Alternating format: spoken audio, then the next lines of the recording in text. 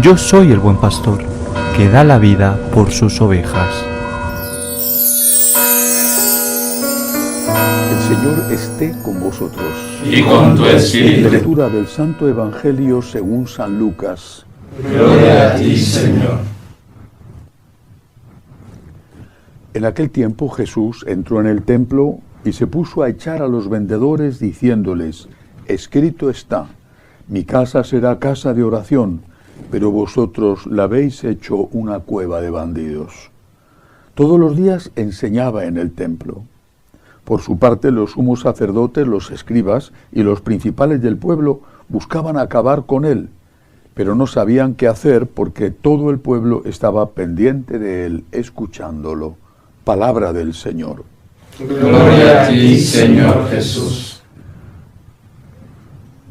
Para saber cómo tiene que comportarse la Iglesia, hay que fijarse, o cómo tiene que comportarse cada uno de nosotros los católicos, hay que fijarse en, primero, qué hizo Jesús, y luego qué hizo la Iglesia primitiva, aquella que tenía recién el ejemplo y la enseñanza del Maestro, y luego qué ha hecho la Iglesia a lo largo de los siglos.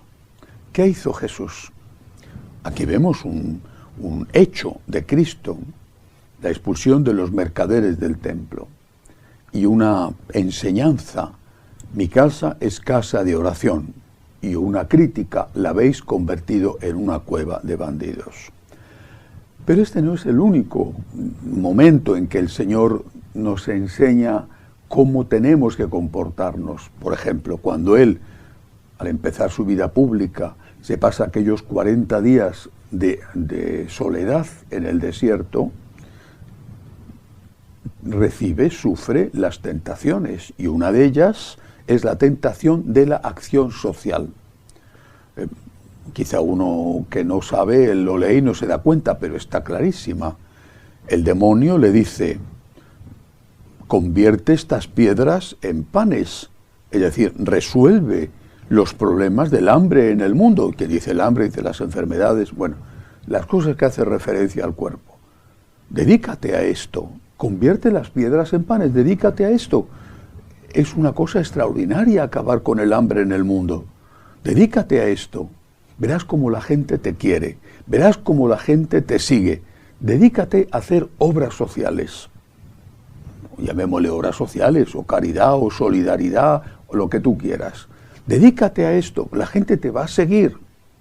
¿Qué responde el Señor? Le dice: no solo de pan vive el hombre, sino de toda palabra que sale de la boca de Dios. Enseñanza de Cristo. Primero la oración. De verdad, primero. Luego la actividad, pero en serio. Tomémoslo en serio. Primero la oración. Mi casa es casa de oración. El pan es necesario, pero no solo de pan vive el hombre. No dice el Señor que no viva de pan, sino no solo de pan. Y mi casa es casa de oración. O dicho de otra forma, la Iglesia tiene que hacer lo que si no lo hace ella, no lo va a hacer nadie. Durante muchos siglos tenía que hacer las dos cosas, porque si no lo hace ella, no hace nadie, ni la evangelización, ni dar de comer al hambriento.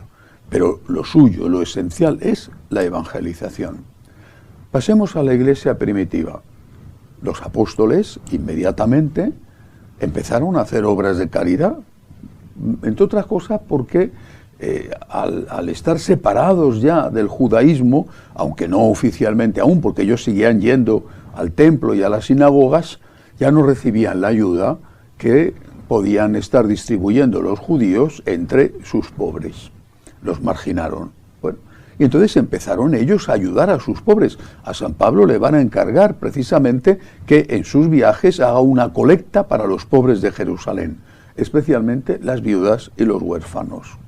Bien, hacían esta labor, era importante, pero los apóstoles se dan cuenta enseguida de que eso les llevaba un tiempo, una ocupación, y que entonces que estaban descuidando lo esencial, la predicación del mensaje, y crean la figura del diácono.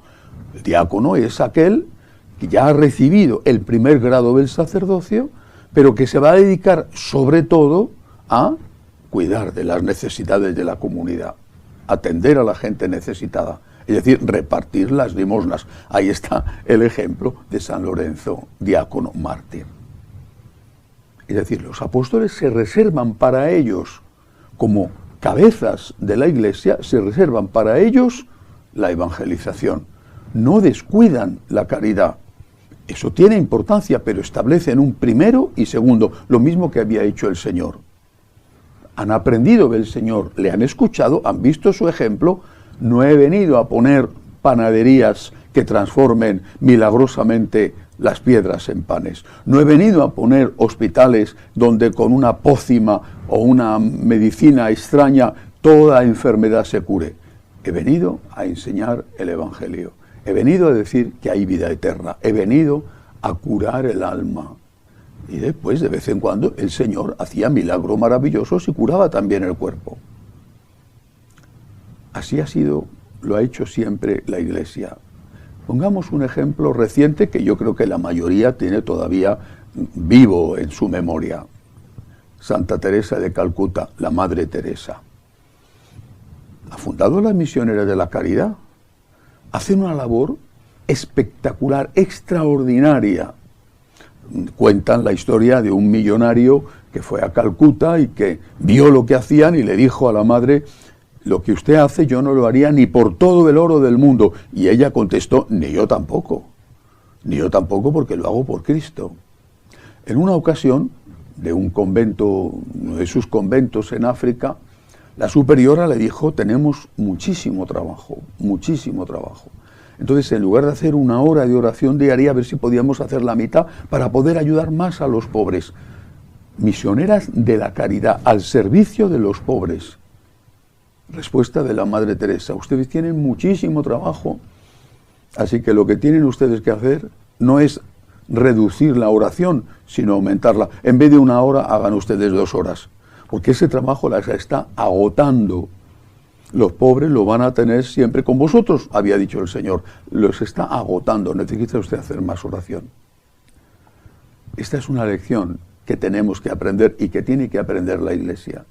Y que tenemos que aprender de una forma especial los sacerdotes. La Iglesia está en primer lugar, no en único lugar, pero sí en primer lugar para evangelizar, para dar gloria a Dios, para transmitir un mensaje. El Evangelio de hoy dice eso. Claro, no digo que la Iglesia sea una cueva de ladrones cuando hace obras sociales, no. Era una situación aquella y en el templo donde había compraventa de los animales para los sacrificios, etcétera. Pero la palabra del Señor sigue siendo válida. Mi casa es casa de oración. Y añade que todos los días enseñaba en el templo. Multiplicó en una o 2 ocasiones, según el relato evangélico, los panes y los peces. Bien, ya está. Pero él lo que hacía todos los días era enseñar en el templo. No estaba todos los días multiplicando los panes y los peces, y supongo que todos los días habría gente que tenía hambre. Y sin embargo, todos los días enseñaba en el templo. Y los judíos, los sacerdotes, los fariseos querían matarle. Y dice el Evangelio que no podían hacerlo porque todo el pueblo estaba pendiente de él, escuchándolo. No dice que no podían hacerlo porque todo el pueblo estaba pendiente de él, porque les daba de comer gratis todos los días, o porque les curaba cualquier enfermedad todos los días, ¿no? Estaban pendientes de él, escuchándolo. El mensaje es lo primero. Insisto, no es lo único. La caridad es consecuencia del mensaje, la caridad es la consecuencia de la fe. Pero primero es la fe, primero es el mensaje. Si nosotros nos dedicamos a hablar del clima, una cosa importante, muy importante, de la necesidad de salvar los osos polares, personalmente no tengo ningún inconveniente en que existan mientras que sigan en Groenlandia o en el Polo Norte. Nos dedicamos a hacer de nuestra vida una acción social, no solo para los osos o las ballenas o el clima, los árboles de la Amazonía, que son cosas todas aquellas muy buenas, o para los emigrantes, la gente necesitada, todas son cosas muy buenas. Pero si haciendo esto omitimos o ponemos en segundo lugar lo que es esencial, lo que estamos equivocando. Mi casa es casa de oración. Recuerdo cuando empezábamos la parroquia en Madrid, enseguida pusimos en marcha una acción de recogida y reparto de ropa. Bien, venía mucha gente, no de nuestra parroquia, de la zona de alrededor, algunos incluso, recuerdo que venían algunos, en fin, no voy a decir la nacionalidad, pero venían con furgonetas y se llevaban cantidad de ropa que yo me imagino que era para venderla luego, pero en fin, bueno. Pero yo les dije, miren ustedes, yo les tengo que tratar a ustedes como trato a los demás. El hecho de que ustedes estén pasando necesidad y vengan a buscar ropa usada, no significa que ustedes no tengan alma. Si les hablo a mis feligreses de Dios, y ellos, agradecidos, me ayudan a pagar la iglesia, porque teníamos que pagarla, teníamos que pagar una cantidad enorme cada mes, y si ellos agradecidos me dan la ropa para ustedes, ustedes también tienen alma, no solamente necesitan ropa. Yo no les voy a despreciar a ustedes creyendo o tratándoles como si no tuvieran ustedes alma y solamente necesitaran ropa. No. Ustedes vienen a buscar la ropa, pero yo les voy a dar, era un día a la semana, los sábados, yo les voy a dar a ustedes una catequesis todos los días. Y todos los días voy a enseñarles un poquito. Así les enseñé, por ejemplo, el método de oración. Todos los días les voy a enseñar a ustedes un punto de cómo rezar. Y después repartimos la ropa, claro, porque a mí me preocupa su necesidad física, pero me preocupa su alma. ¿Por qué voy a hablarle a Dios? ¿Por qué voy a hablarle solo a los ricos de Dios y no voy a hablarle a los pobres de Dios? ¿Es que los pobres no tienen alma? ¿Es que los pobres no tienen sufrimientos aparte de necesitar el pedazo de pan? Esta es una trampa que nos ha tendido el demonio. Los pobres son seres humanos igual que los ricos y tienen problemas de otro tipo, además del problema económico. Y los ricos muchas veces, porque no tienen el problema económico, tienen, consecuencia de eso, de no tener el problema económico, tienen otro tipo de problemas. Mi casa es casa de oración, primera enseñanza. Y ahora hay que preguntarse también, ¿mi casa particular? Yo, templo del Espíritu Santo, soy una persona de oración. Porque si digo esto de la iglesia, también tengo que decirlo de la persona, porque al fin la iglesia es el pueblo de Dios, el conjunto de creyentes en Dios nuestro Señor y en sus enseñanzas. Soy casa de oración. Cuando estoy cansado, tenso, de verdad que no puedo más, ¿dónde saco el apoyo? ¿Dónde saco la fuerza? Porque si no la saco, esa fuerza de Dios, por mucha acumulación de reservas que tenga, termina por agotarse. Puedes tener el depósito del automóvil hasta arriba, lleno, pero más pronto o más tarde, en función del desgaste que tengas, la gasolina se acaba. Si no la repones, te quedas sin nada.